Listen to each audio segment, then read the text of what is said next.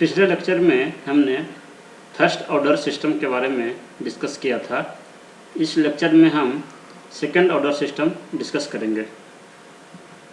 Second order system, A second order system is one wherein the highest power of s in the denominator of its transfer function is equal to 2।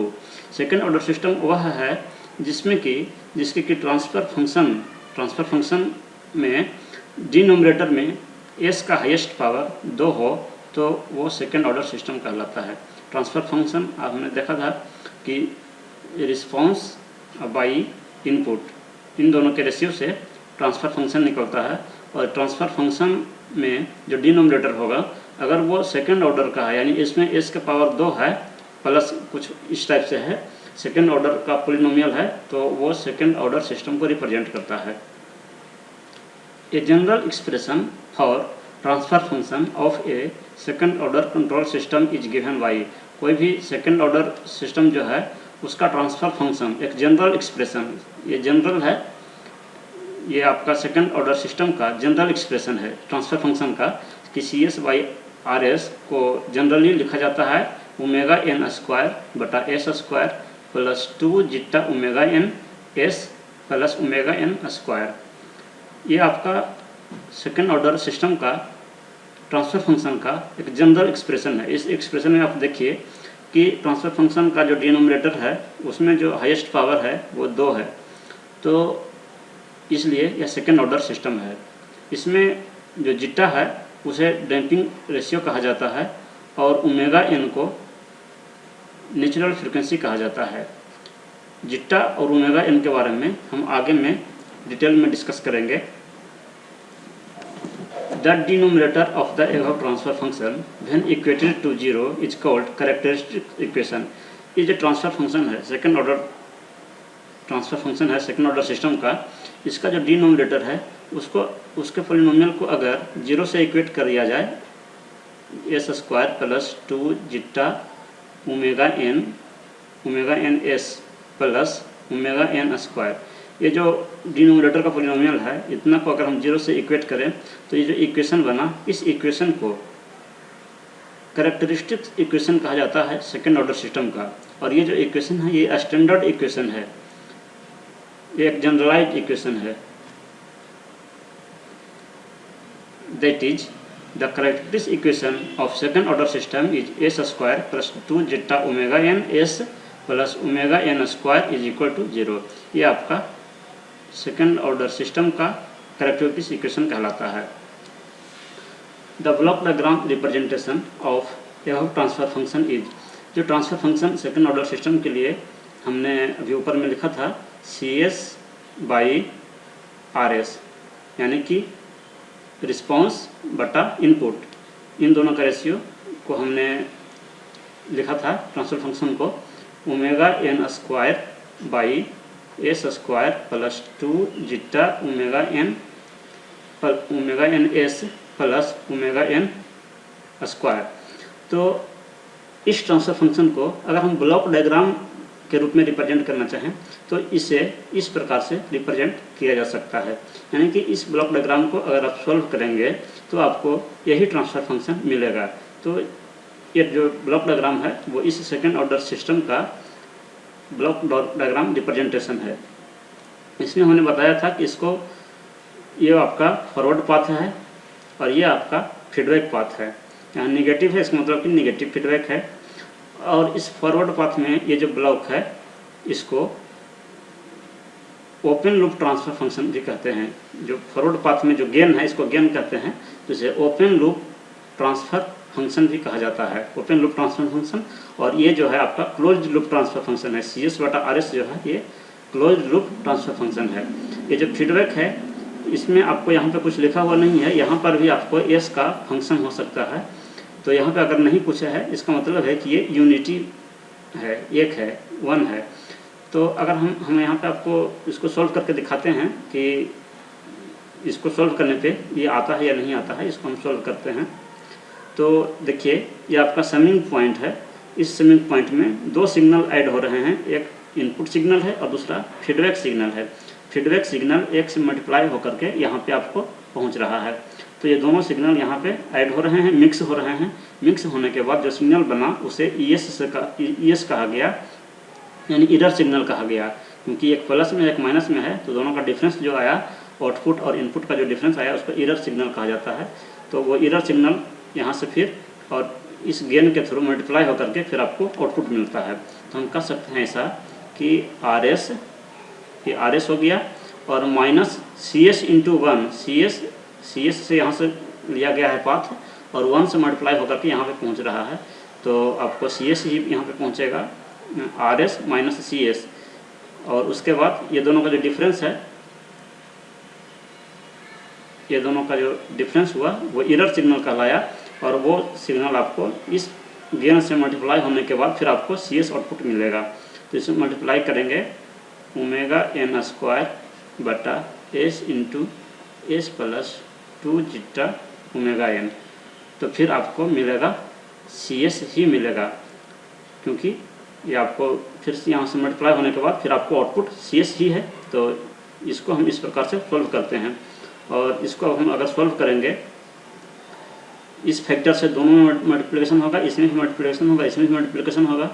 तो आप लिख सकते हैं RS into omega n square बटा S into S plus 2 zeta omega n, और minus CS into omega n square बटा S into S plus 2 zeta omega n is equal to, फिर से आपको आउटपुट मिलेगा। तो यहाँ से इस CS को हम राइट हैंड साइड में करेंगे, फिर CS को कॉमन लेंगे, तो आपको हो जाएगा, CS कॉमन लेंगे तो हो जाएगा 1 प्लस ओमेगा n स्क्वायर बटा इतना हो जाएगा। तो इसको हम लिखेंगे, फिर CS अगर हम उसमें से कॉमन ले लेंगे तो बचेगा 1 प्लस ओमेगा n का स्क्वायर बटा S into S plus 2 zeta omega n, यह कॉमन लेने के बाद हुआ, और इज इक्वल टू बचा RS into omega n square बटा RS into omega n square बटा S into S plus 2 zeta omega n। तो इसको हम थोड़ा सा सॉल्व करेंगे, तो हो जाएगा, आपको LCM लेंगे तो हो जाएगा CS इंटू, और ये ऊपर में आपको हो जाएगा S square plus 2 zeta omega n S, और प्लस ओमेगा n स्क्वायर, और बटा नीचे में आपका हो गया S into S plus 2 zeta omega n is equal to RS into omega n square बटा S into S plus 2 zeta omega n। ये डिनोमिनेटर दोनों साइड सेम है तो ये कैंसिल हो जाएगा, और अगर आप CS बटा RS निकालना चाहें तो इस साइड में है आपको नोमिनेटर में ओमेगा n स्क्वायर, और नीचे में ये आ जाएगा S square plus 2 zeta omega n S plus omega n square. तो देखिए, जो ट्रांसफर फंक्शन उस ब्लॉक डायग्राम को सॉल्व करने पे आया वो वही आया जो सेकंड ऑर्डर सिस्टम का स्टैंडर्ड ट्रांसफर फंक्शन होता है, यानी कि हम इस ट्रांसफर फंक्शन को ब्लॉक डायग्राम में उस प्रकार से रिप्रेजेंट कर सकते हैं। दूसरा तरीका है इसको सॉल्व करने का, कि जैसे कि हमने बताया था आपको कि आपका ये फॉरवर्ड पाथ है, इसमें कोई गेन है GS, जो गेन है उसको GS कहा गया, और यहाँ पे आपको ये आपका इनपुट है, ये आपका आउटपुट है, CS है, और ये आपका इनपुट है जिसको हम RS कहा गया है। इनपुट को RS से सूचित कर रहे हैं लैप्लास ट्रांसफॉर्म में, और आउटपुट से हमने फीडबैक लिया, और ये फीडबैक का जो गेन है उसको अगर हम HS कहें तो HS ये दोनों यहाँ पे आके मिक्स हो रहे हैं, तो इसको समिंग पॉइंट से डिनोट करते हैं। और अगर हमने नेगेटिव फीडबैक लिया है तो यहाँ माइनस लिखेंगे, पॉजिटिव फीडबैक लिया है तो प्लस लिखेंगे, और ये आपका इनपुट RS है, ये दोनों मिक्स हो रहा है। अगर इस प्रकार से अगर आपको ब्लॉक डायग्राम है तो इस ब्लॉक डायग्राम से अगर आपको ट्रांसफर फंक्शन निकालना है, इसको ओपन लूप ट्रांसफर फंक्शन कहते हैं GS को, GS को ओपन लूप ट्रांसफर फंक्शन कहते हैं। और अगर आपको क्लोज लूप ट्रांसफर फंक्शन निकालना है यानी कि CS बटा RS अगर निकालना है तो आप सिंपली फार्मूला लगा सकते हैं GS बटा 1 प्लस GS इंटू HS। इस फार्मूला से भी आप ट्रांसफर फंक्शन निकाल सकते हैं। तो आपको यहाँ पे दिया हुआ था और HS की जगह पे 1 था, अगर आप पुट करेंगे तो आपको ये ट्रांसफर फंक्शन सॉल्व करने पे फिर आपको यही आएगा। और 1 प्लस GS इंटू HS को ही 1 प्लस GS इंटू HS इसको सॉल्व करने पे जो आपको इक्वेशन आएगा उसी को करैक्टरिस्टिक इक्वेशन कहा जाता है सेकेंड ऑर्डर सिस्टम का। ठीक है, अब हम लोग देखते हैं time response of a second order system subjected to unit step input function. यानी कि कोई सेकेंड ऑर्डर सिस्टम है, उसमें अगर हम यूनिट स्टेप इनपुट फंक्शन अगर अप्लाई करते हैं तो उस सिस्टम का रिस्पांस क्या होगा, इसको हम लोग स्टडी करते हैं। तो the output of the system, second order system का जो आउटपुट है उसको हम इस रिलेशन से रिप्रेजेंट करते हैं। यह भी हमने देखा था, CS बटा RS को रिप्रेजेंट करते हैं इस फंक्शन से। तो अगर हम RS को राइट हैंड साइड में करेंगे तो लिख सकते हैं CS equal to RS into omega N square बटा S square plus 2 zeta omega NS plus omega N square. और चूँकि हमने इनपुट के रूप में जो अप्लाई किया है वो यूनिट स्टेप सिग्नल है, तो यूनिट स्टेप सिग्नल को UT से सूचित करते हैं और इसका लैप्लेस ट्रांसफॉर्म जो है वो 1/s होता है। तो RS के जगह पे जो इनपुट सिग्नल को रिप्रेजेंट कर रहा है तो उसके जगह पे हम 1/s लिखेंगे। तो हम लिख सकते हैं CS equal to 1/s into omega N square बटा S square plus 2 zeta omega NS plus omega N square. अब इसको हम सॉल्व करके और फिर सॉल्व करने के बाद फिर इसका इन्वर्स लैप्लेस लेंगे तो हमें टाइम डोमेन में इसका रिस्पॉन्स निकलेगा जिसे CT से रिप्रेजेंट किया जाता है। तो चूँकि आपके सिलेबस में ये फर्स्ट ऑर्डर और सेकंड ऑर्डर जो सिस्टम है वो सिर्फ इंट्रोडक्शन लेवल तक ही पढ़ना है। डिटेल में आप 6th सेमेस्टर में कंट्रोल सिस्टम सब्जेक्ट के अंदर पढ़ेंगे।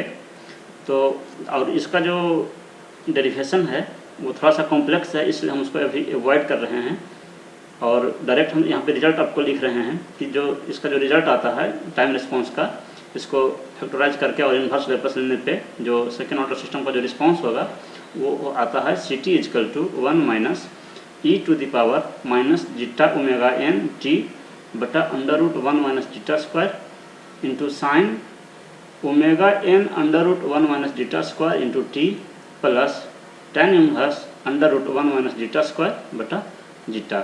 ये आपका सेकेंड ऑर्डर सिस्टम का टाइम रिस्पॉन्स है। स्टैंडर्ड इक्वेशन का जो स्टैंडर्ड ट्रांसफर फंक्शन है, स्टैंडर्ड सेकेंड ऑर्डर सिस्टम है, उसका रिस्पॉन्स है time response for unit step function को जब इनपुट के रूप में अप्लाई करते हैं। तो अब यहाँ से हम क्या देखते हैं, इस इक्वेशन को अगर आप देखिए तो आप पाएंगे कि ये आपका एक साइनसॉइडल फंक्शन है। ये जो पार्ट है ये एक साइनसॉइडल फंक्शन को रिप्रेजेंट कर रहा है और आप जानते हैं कि साइनसॉइडल फंक्शन जो है वो ऑसिलेटरी इन नेचर होता है, यानी कि ऑसिलेट करता है, एक किसी फ्रिक्वेंसी पे ऑसिलेट करता है, यानी कि ये जो रिस्पॉन्स है वो ऑसिलेटरी इन नेचर है, ऑसिलेट करता है। और आप जानते हैं कि FT equal to sine oscillation जो होता है, साइन थीटा का जो इक्वेशन होता है साइन ओमेगा टी से लिखते हैं।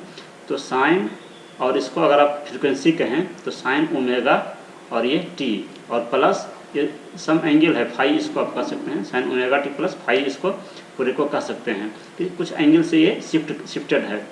ये आपका इसका नेचर बता रहा है कि ये ऑसिलेटरी इन नेचर है इसका रिस्पॉन्स।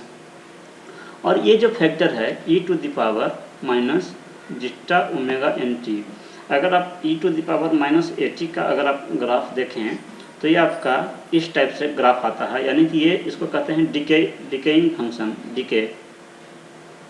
ये आपका डिके हो रहा है, यानी कि ये धीरे धीरे ये घट रहा है।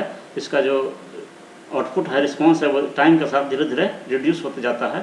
तो ये डिकेइंग फंक्शन है, e to the power minus zeta omega N T एक डिकेइंग फंक्शन है और ये ऑसिलेटरी फंक्शन के साथ मल्टीप्लाई किया हुआ है, यानी कि जब दोनों मल्टीप्लाई होगा इसका कहने का मतलब है कि ये जो ऑसिलेशन है ये टाइम के साथ धीरे धीरे ये ऑसिलेशन रिड्यूस हो रहा है, धीरे धीरे ऑसिलेशन ये रिड्यूस होता जा रहा है। और ये किस रेट से रिड्यूस हो रहा है ये डिपेंड करता है जीटा के वैल्यू पे। किस रेट से ये ऑसिलेशन आपका डिके हो रहा है वो डिपेंड करता है इस डैम्पिंग रेशियो जीटा पर, इस जीटा के वैल्यू पे। इसलिए जीटा को डैम्पिंग रेशियो कहा जाता है। ये जो डिके हो रहा है ऑसिलेशन उसको कहा जाता है कि डैम्प्ड हो रहा है। डैम्प्ड मीन्स वो सप्रेस हो रहा है, ऑसिलेशन को सप्रेस किया जा रहा है। तो ऑसिलेशन को सप्रेस करने का काम ये जीटा कर रहा है, इसलिए इसे डैम्पिंग रेशियो कहा जाता है। जीटा को डैम्पिंग रेशियो कहते हैं। और ओमेगा एन जो है वो नेचुरल फ्रीक्वेंसी, ये साइनसॉइडल फंक्शन का जो नेचुरल फ्रीक्वेंसी है उसको ओमेगा एन से रिप्रेजेंट करते हैं। तो ये डिकेइंग फैक्टर है e⁻ zeta omega N T. ये फैक्टर आपको इस ऑसिलेशन को कंट्रोल करता है, डैम्प्ड करता है, इसको ये सप्रेस करता है ऑसिलेशन को, इसलिए इसको डिकेइंग फैक्टर कहते हैं। तो और जिस रेट से ये डिके होता है वो टाइम कांस्टेंट आपका, अगर आप जीटा ओमेगा एन टी को अगर आप 1 के इक्वल करें तो टी का value 1 zeta into omega N, तो ये आपका टाइम कांस्टेंट कहलाता है। 1 जीटा ओमेगा एन को सेकेंड ऑर्डर सिस्टम का टाइम कांस्टेंट कहते हैं। टाइम कांस्टेंट कहते हैं यानी कि इस रेट से ये आपका जो ऑसिलेशन है वो डिके हो रहा है इसको। और जीटा के अलग अलग वैल्यू के लिए इसका रिस्पॉन्स जो है वो हम अभी देखते हैं, एनालाइज करते हैं इसका कि जीटा का वैल्यू अगर जीटा इजकल टू अगर 0 हो तो ये रिस्पॉन्स क्या शो कर रहा है। जीटा का वैल्यू अगर लेस देन 1 हो तो क्या ये शो करता है। जीटा का वैल्यू अगर इक्वल टू 1 हो तो ये रिस्पॉन्स हमें क्या एक्सप्रेस करता है, क्या ये बतला रहा है। और जीटा का वैल्यू जब ग्रेटर देन 0 हो, ग्रेटर देन 1 हो तो ये रिस्पॉन्स हमें क्या बतलाता है। इसको हम बारी बारी से जीटा के प्रत्येक वैल्यू के लिए अभी हम स्टडी करेंगे। तो पहले हम देखते हैं अगर जीटा का वैल्यू अगर 0 हो जाए, अगर जीटा का वैल्यू 0 हो जाए तो वो रिस्पॉन्स जो है सेकेंड ऑर्डर सिस्टम का रिस्पॉन्स क्या होगा। तो इस एक्सप्रेशन को अगर आप देखिए, अगर इसमें अगर हम जीटा की जगह पे 0 पुट कर दें, जीटा की जगह पे अगर 0 पुट कर दें, जीटा की जगह पे 0 पुट कहने का मतलब है कि हमने कोई भी डैम्पिंग प्रोवाइड नहीं की है। जीटा इक्वल टू 0 कहने का मतलब है कि इस सिस्टम में डैम्पिंग प्रोवाइड नहीं की है, यानी कि ये जो डिके हो रहा था ये डिके नहीं होगा बल्कि ये ऑसिलेशन इसका कंटिन्यू रहेगा। क्योंकि जीटा का वैल्यू 0 हो गया, जो ऑसिलेशन को सप्रेस करेगा, जीटा डैम्प करेगा, वो वैल्यू यहाँ पे 0 है। तो जब यहाँ पे वैल्यू अगर हम 0 रखेंगे जीटा की जगह पे तो ये फैक्टर ही आपको समाप्त हो जाएगा, 1 हो जाएगा। ये फैक्टर आपको 1 हो जाएगा, यानी डिकेइंग फैक्टर नहीं रहेगा, सिर्फ आपको ऑसिलेशन वाला फैक्टर रहेगा, साइन ओमेगा एन साइनसॉइडल वाला फंक्शन रहेगा। यानी आपको जो रिस्पॉन्स है वो सिर्फ ऑसिलेटरी इन नेचर रहेगा, ये डैम्प नहीं होगा। तो कहने का मतलब ये होगा कि आपको जो रिस्पॉन्स है जीटा इक्वल टू अगर आप 0 पुट करेंगे तो आपको रिस्पॉन्स मिलेगा ct equal to 1 minus sine omega N T plus π/2, जो tan inverse 1 minus √1 minus zeta square बटा जीटा।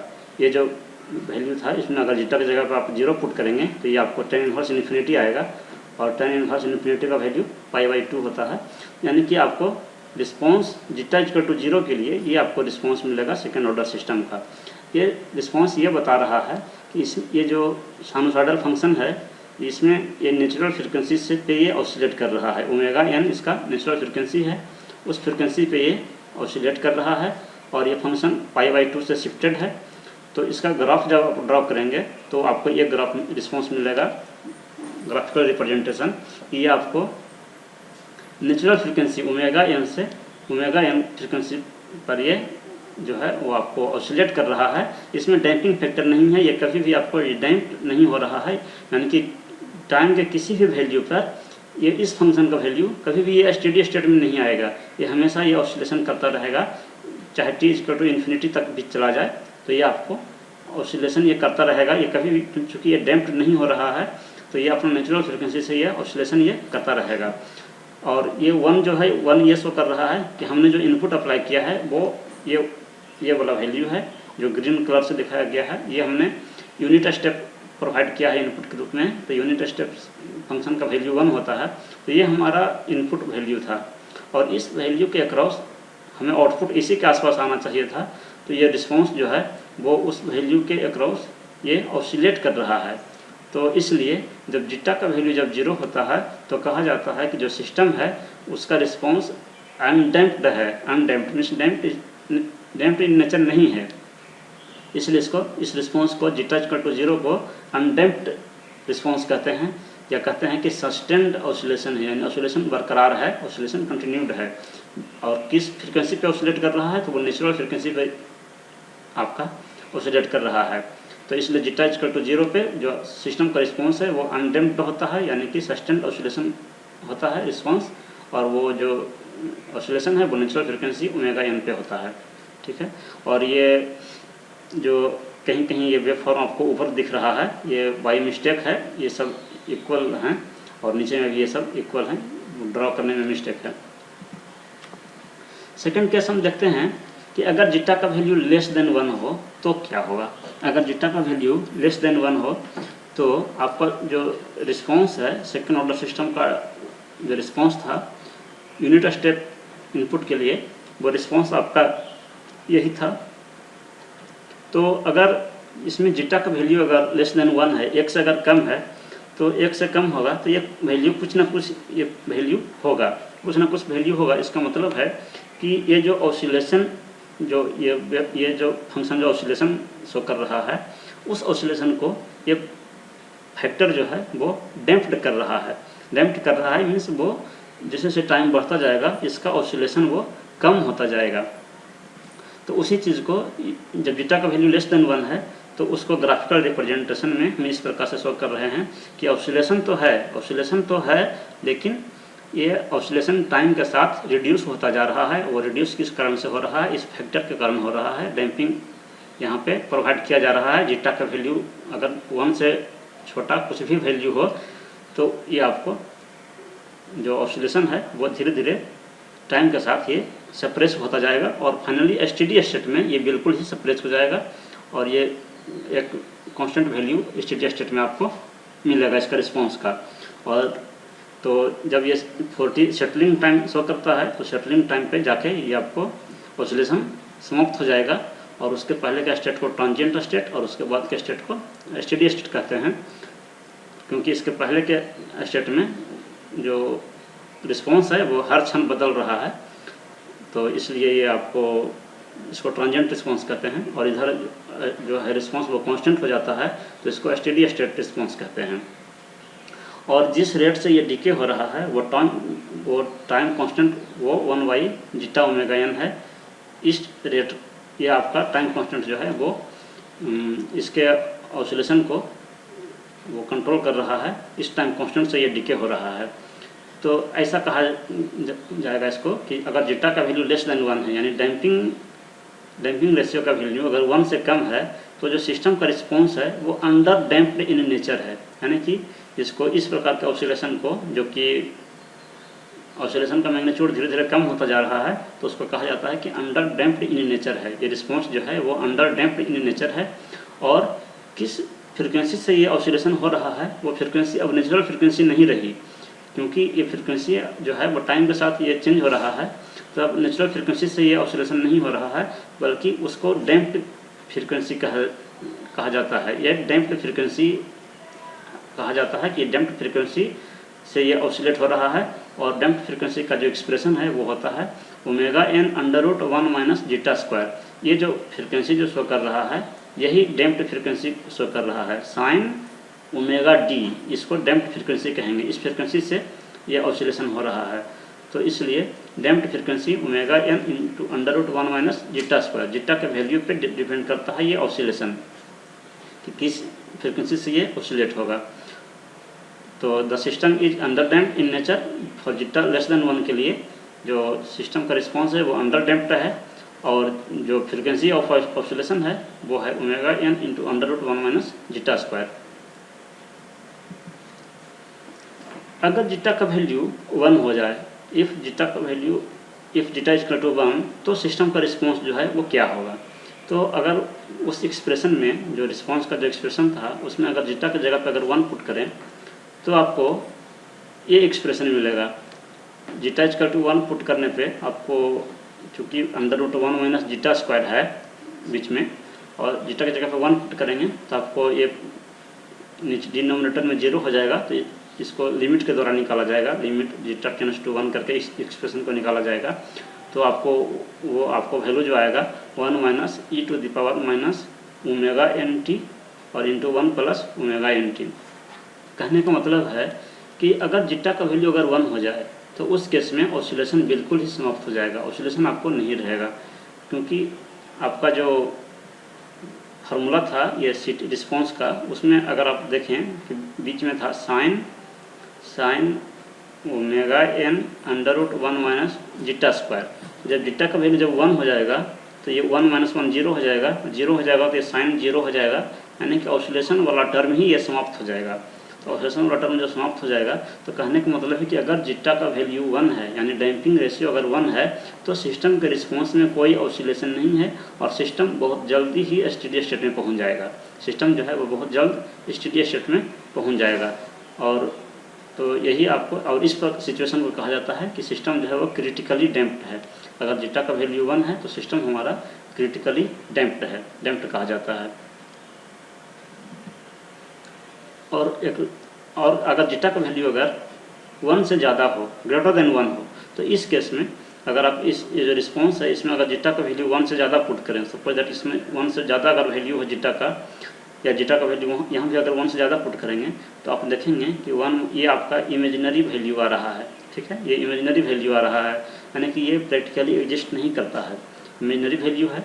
जीटा का वैल्यू 1 से ज़्यादा होने पे तो इसको कहा जाता है कि हमारा सिस्टम जो है वो ओवर डैम्प्ड है। जीटा का वैल्यू अगर 1 से ज़्यादा हो गया, डैम्पिंग रेशियो अगर 1 से ज़्यादा हो गया तो हमारा सिस्टम ओवर डैम्प्ड हो गया। ओवर डैम्प्ड कहने का मतलब है कि हमारा जो रिस्पॉन्स है वो स्लगिश इन नेचर है। स्लगिश कहने का मतलब है कि सुस्त है, इसका रिस्पॉन्स सुस्त है, डिले रिस्पॉन्स आएगा।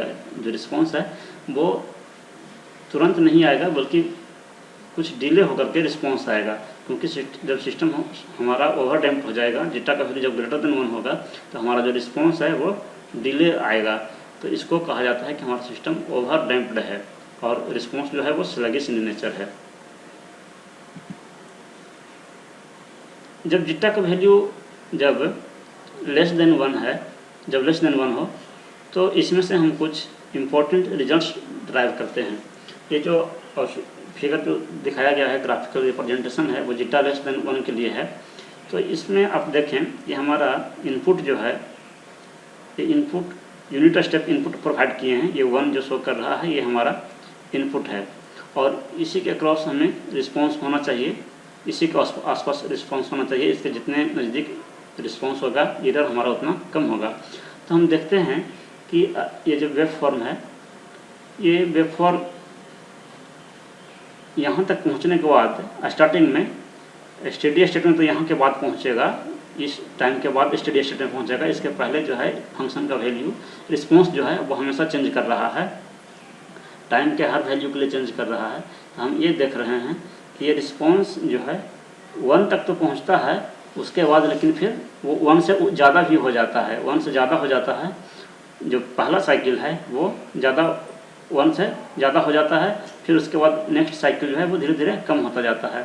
तो जो हमारा इनपुट है उससे जितना ज़्यादा ये मैक्सिमम वैल्यू पहुंच गया, जितना इनपुट है उससे ज़्यादा, जितना ज़्यादा ये रिस्पॉन्स है, मैक्सिमम वैल्यू जितना है उसको कहा जाता है पीक ओवरशूट। पीक ओवरशूट कहा जाता है, इतना ओवरशूट कर गया, इतना ज़्यादा निकल गया ये हमारे इनपुट से, ये रिस्पॉन्स जो है वो इतना वैल्यू ज़्यादा निकल गया ये स्टार्टिंग में ट्रांजिएंट स्टेट में। तो पहला साइकिल जो है वो इतना ज़्यादा निकल गया, उसको पीक ओवरशूट कहा जाता है। और जिस समय ये जो रिस्पॉन्स है वो पीक वैल्यू पे पहुंचा था उसको कहा जाता है पीक टाइम कहा जाता है। ठीक है, और जिस समय रिस्पॉन्स जो है हमारा इनपुट के बराबर आया था उस टाइम को हम कहा जाता है राइज टाइम, उसे TR से डिनोट करते हैं। जिस समय हमारा रिस्पॉन्स जो है जितने देर में ये आपका इनपुट के बराबर हो जाता है उस टाइम को राइज टाइम कहा जाता है। और जिस समय सिस्टम का रिस्पॉन्स हमारे इनपुट के रिस्पॉन्स का 50% पहुँच जाता है, 50% होता है, उस टाइम को डिले टाइम कहा जाता है, उसे TD से डिनोट करते हैं। और जब सिस्टम हमारा स्टेडी स्टेट में पहुंच जाता है, ये डैम्पिंग जो है ये धीरे धीरे ऑसिलेशन कम होते होते जब ये स्टेडी स्टेट में पहुंच जाता है तो उस टाइम को सेटलिंग टाइम कहा जाता है कि हमारा रिस्पॉन्स है वो सेटल हो गया, अब इसमें ऑसिलेशन नहीं है। और इनपुट और ये रिस्पॉन्स दोनों में जो डिफरेंस है उसी को ईरर कहा जाता है, ये इतना ईरर है। तो इसमें से कुछ आपका फार्मूला है कि डिले टाइम का एक्सप्रेशन ये सब डराइव किया जा सकता है, लेकिन चूँकि आपको इंट्रोडक्शन लेवल तक ही पढ़ना है इसलिए हम यहाँ पे डायरेक्ट आपको फार्मूला लिख रहे हैं कि आपको ऑब्जेक्टिव में ये आपको यूज हो सकता है। तो डिले टाइम का एक्सप्रेशन दिया जाता है 1 + 0.7 जीटा बाई ओमेगा एन, जहाँ ओमेगा एन नेचुरल फ्रीक्वेंसी है और जीटा डैम्पिंग रेशियो है। तो कितना डिले टाइम है वो जीटा का वैल्यू और नेचुरल फ्रीक्वेंसी ओमेगा एन पर डिपेंड करता है। उसी प्रकार से राइज टाइम का एक्सप्रेशन दिया जाता है पाई माइनस थीटा बटा ओमेगा डी। ओमेगा डी क्या है? Damped oscillation, damped frequency omega D, जिसको कि omega N √1 minus zeta square कहा जाता है। तो ये ओमेगा डी है। पाई माइनस थीटा, थीटा क्या है? tan inverse √1 minus zeta square बटा जीटा, इस टर्म को ही थीटा कहा गया है। तो राइज टाइम का एक्सप्रेशन जो कैलकुलेशन है वो इस फार्मूला से किया जाता है। इसके बाद पिक ओवरशूट, कितना ओवरशूट हुआ है, जो हमारा इनपुट है उसे कितना, हमारा इनपुट अगर ये है लेकिन हमारा सिस्टम का रिस्पांस ज़्यादा निकल गया तो कितना ओवरशूट हुआ है उसको परसेंटेज में एक्सप्रेस किया जाता है और उसे इस फार्मूला से दिया जाता है e⁻⁻ पाई जीटा बटा √1 माइनस जीटा स्क्वायर। इस फार्मूला से परसेंटेज पिक ओवरशूट, सॉरी इसमें इंटू 100 मल्टीप्लाई भी होगा, इसमें 100 से मल्टीप्लाई भी होगा क्योंकि हम परसेंटेज निकाल रहे हैं, इसमें 100 से मल्टीप्लाई भी होगा। उसी प्रकार से जिस समय ये पिक ओवरशूट होता है जितने समय में, उसको टीपी से रिप्रेजेंट करते हैं और उसका एक्सप्रेशन होता है पाई बटा ओमेगा डी, जहाँ ओमेगा डी जो है वो डैम्प्ड फ्रीक्वेंसी ऑफ ऑसिलेशन है, यानी पाई बटा omega N √1 minus zeta square. Settling time का एक्सप्रेशन 4 टाइम्स 4 गुना होता है टाइम कांस्टेंट का। अगर 2% टॉलरेंस अगर लिया जाए, टॉलरेंस 2% लिया जाए, यानी कि जो हमारा इनपुट है उससे 2% डिफरेंस को ही अगर हम मान लें कि सेटलिंग टाइम अगर मान लें तो वो जो टाइम कांस्टेंट है उसका 4 गुना सेटलिंग टाइम होता है। लेकिन अगर ये डिफरेंस अगर 5% टॉलरेंस रखा जाए तो सेटलिंग टाइम 3 टाइम्स होता है टाइम कांस्टेंट का। सेटलिंग टाइम इक्वल टू 3 × 1/जीटा ओमेगा एन, और टाइम कांस्टेंट सिस्टम का है वो 1/जीटा ओमेगा एन। अभी हमने देखा था कि सेकेंड ऑर्डर सिस्टम का टाइम रिस्पॉन्स जब इनपुट हमने यूनिट स्टेप सिग्नल प्रोवाइड किया था।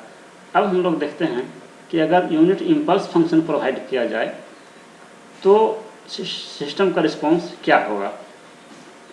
तो the output of the second order system, आप जानते हैं कि सेकेंड ऑर्डर सिस्टम का आउटपुट इस एक्सप्रेशन से दिया जाता है CS = RS × omega N square बटा S square plus 2 zeta omega N S plus omega N square. ये आपका सेकेंड ऑर्डर सिस्टम का ट्रांसफर फंक्शन का एक्सप्रेशन है, जिसमें से कि RS को राइट हैंड साइड में करके या रिस्पॉन्स का एक्सप्रेशन निकाले हैं। तो जब इनपुट अगर हमारा यूनिट इम्पल्स है तो उसका लैप्लास ट्रांसफॉर्म तो यूनिट इम्पल्स का 1 होता है, तो इसके जगह पे 1 पुट करेंगे। जब इसके जगह पे 1 पुट करेंगे तो आपको CS = हो जाएगा ओमेगा एन स्क्वायर, CS = हो जाएगा ये, और इसके जगह पे 1 पुट करेंगे तो ओमेगा एन स्क्वायर बटा S square plus 2 zeta omega N S plus omega N square. और इसको टाइम डोमेन में निकालने के लिए, क्या किया गया है कि इसको नीचे वाला जो डिनोमिनेटर टर्म है उसको इस टाइप से लिखा गया है S plus zeta omega N का स्क्वायर प्लस ओमेगा एन का square into 1 minus zeta square. ऐसा क्यों लिखा गया है? ऐसा इसलिए लिखा गया है क्योंकि जब हम इनवर्स लैप्लास लेते हैं तो हम जानते हैं कि साइन ओमेगा टी का जो इनवर्स लैप्लास है वो होता है ओमेगा बटा S square plus omega square, ठीक है, और ये साइन ओमेगा टी का होता है। और अगर साइन ओमेगा टी के साथ अगर कोई फंक्शन e⁻−at अगर मल्टीप्लाई हो तो उसका जो लैप्लास ट्रांसफॉर्म होता है वो होता है आपको ओमेगा बटा एस प्लस ए का whole square plus omega square. तो हम इस फॉर्म में लाने के लिए, ताकि हम जब इन्वर्स लैप्लास लें तो हम इसका इन्वर्स लेप्लास निकाल सकें, इसलिए हम इसको इस फॉर्मेट में लिखे हैं, एस प्लस ए का होल स्क्वायर और प्लस ओमेगा स्क्वायर, इस फॉर्मेट में हमने इसको लिखा है। तो आप इसको लिखा जा सकता है इस फॉर्मेट में, इस प्रकार से लिखा गया है। इसके बाद क्या है कि जितना यहाँ पे ओमेगा स्क्वायर होता है वही न्यूमरेटर में भी होना चाहिए, तब हम लोग इसको कह सकते हैं कि sine omega T E to the power minus A T into sine omega T का लैप्लास ट्रांसफॉर्म है। तो उसको वैसा लाने के लिए यहाँ पे ये ओमेगा का स्क्वायर जो है उसको अगर कंपेयर करें तो ये वाला वैल्यू है ओमेगा स्क्वायर, तो ओमेगा न्यूमरेटर में भी होना चाहिए। तो इसका जो अंडर रूट होगा वो उसको हमने न्यूमरेटर में रखा है, ताकि जब इसका इन्वर्स लैप्लास लेंगे तो हम इसको जगह पे साइन ओमेगा टी के टर्म में लिख सकते हैं। तो इसको हमने अपना मन से न्यूमरेटर में लिखा है और इसको बैलेंस करने के लिए हमने उसी टर्म से डिवाइड भी किया है, ठीक है।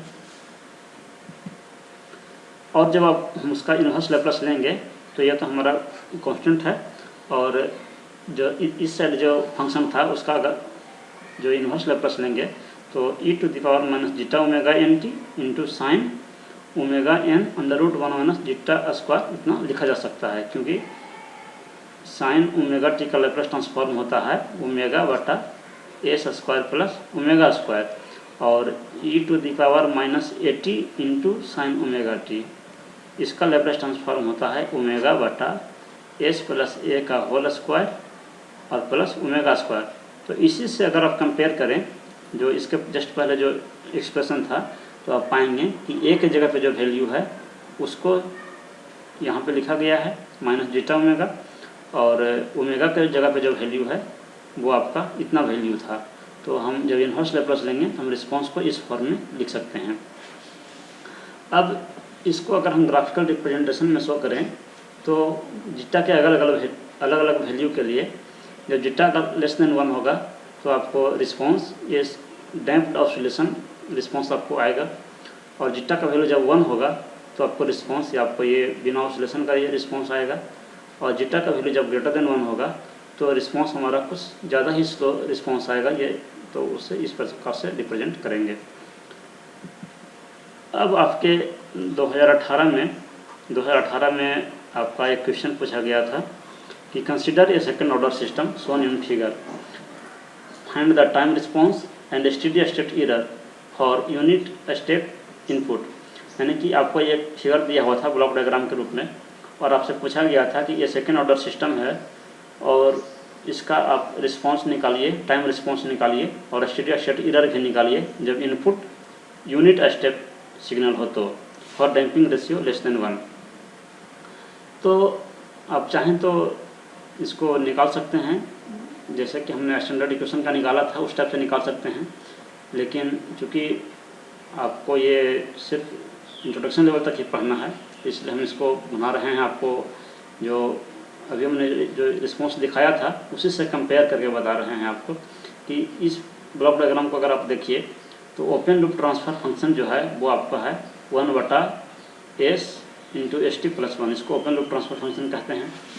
और जो आपका स्टैंडर्ड इक्वेशन था उसका जो था ओपन लूप ट्रांसफर फंक्शन वो था ओमेगा एन स्क्वायर बटा S into S plus 2 zeta omega N. अगर दोनों को कंपेयर करें उसमें भी जो स्टैंडर्ड ब्लॉक डायग्राम बनाए थे उसमें भी यूनिटी फीडबैक था और इसमें भी यूनिटी फीडबैक है, और तो सिर्फ यहाँ पे जीएस का अंतर है, ये एक्सप्रेशन का अंतर है ओपन लूप ट्रांसफर फंक्शन का। तो अगर हम इसको कंपेयर करें उस ओपन लूप ट्रांसफर फंक्शन से स्टैंडर्ड इक्वेशन वाले से, तो हम पाएंगे कि पहले तो ये जो आपका ओपन लूप ट्रांसफर फंक्शन है इसमें से हम यहाँ से टी को कॉमन ले लेते हैं, टी को कॉमन लेकर हम न्यूमरेटर में कर लिए तो हमारा हो गया 1/t बटा S into S plus 1/t। अब हम इसको अगर कंपेयर करें स्टैंडर्ड इक्वेशन से तो हम पाएंगे कि omega N square is equal to 1/t है। जो हमारा स्टैंडर्ड इक्वेशन है उसमें ओमेगा एन स्क्वायर है और यहाँ पे 1/t है, और 2 जीटा ओमेगा एन ये हमारा स्टैंडर्ड इक्वेशन में था लेकिन यहाँ पे है 1/t है, ठीक है। तो यहाँ से हम कंपेयर करके हम यहाँ से ये बता सकते हैं कि ओमेगा एन का वैल्यू जो है वो 1/√t हो गया नेचुरल फ्रिक्वेंसी, और उसके बाद फिर यहाँ पे अगर हम इस ओमेगा एन का वैल्यू को पुट करेंगे हम जीटा का वैल्यू निकलेगा। तो इसको आप देखिए, कंपेयर करने के बाद हमने पाया कि ओमेगा एन स्क्वायर का वैल्यू है 1/t, और यहाँ से हम कह सकते हैं कि ओमेगा एन जो नेचुरल फ्रिक्वेंसी है वो 1/√t है। और जो एक और कंपेयर करने पे हम पाएंगे कि 2 जीटा ओमेगा एन का वैल्यू भी 1/t ही है, और यहाँ से जीटा का वैल्यू यानी डैम्पिंग रेशियो का वैल्यू 1/2√t निकला।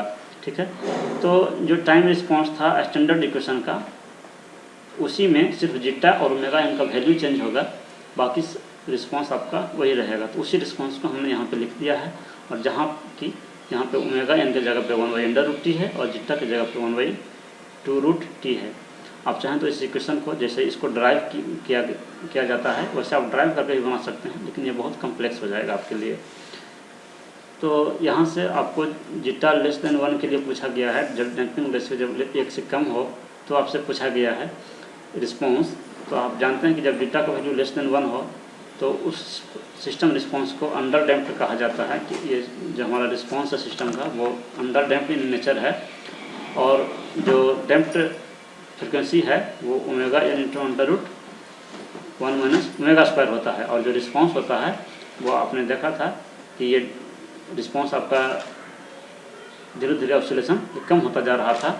तो उसी को हमने यहाँ पे दिखाया है कि सेकेंड ऑर्डर सिस्टम का रिस्पॉन्स जब जीटा का वैल्यू जब <1 होगा तो आपका रिस्पॉन्स कुछ इस प्रकार से मिलेगा, जो कि टाइम के साथ ऑसिलेशन आपका डैम्प्ड होता जा रहा है, और फाइनली एट t = इन्फिनिटी पे और आफ्टर ए लॉन्ग टाइम ये आपका ऑसिलेशन समाप्त हो जाएगा। तो जीटा <1 के लिए आपका यही सिस्टम का रिस्पॉन्स है। आपसे पूछा गया है एरर, तो एरर जो पूछा गया है आपसे, तो आप जानते हैं कि एरर इनपुट माइनस आउटपुट, इसको एरर कहा जाता है। तो आपको यहाँ पे जो इनपुट है, ये इनपुट आपको जो इनपुट प्रोवाइड किया गया है, यूनिट स्टेप इनपुट प्रोवाइड किया गया है, तो ये आपको इनपुट 1 है, और आउटपुट जो आपको आया है वो आपने देखा था कि आउटपुट का एक्सप्रेशन हमने लिखा था। तो एरर हमें निकालना है, तो इनपुट और आउटपुट का जो डिफरेंस होगा वही एरर होगा।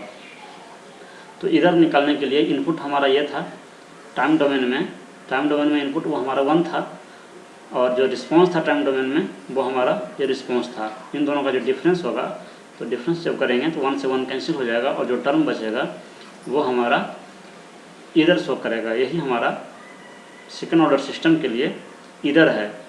टाइम के अलग अलग वैल्यू के लिए आपको ये एरर का वैल्यू यहाँ से निकाला जा सकता है। लेकिन आपसे पूछा गया है स्टेडी स्टेट एरर।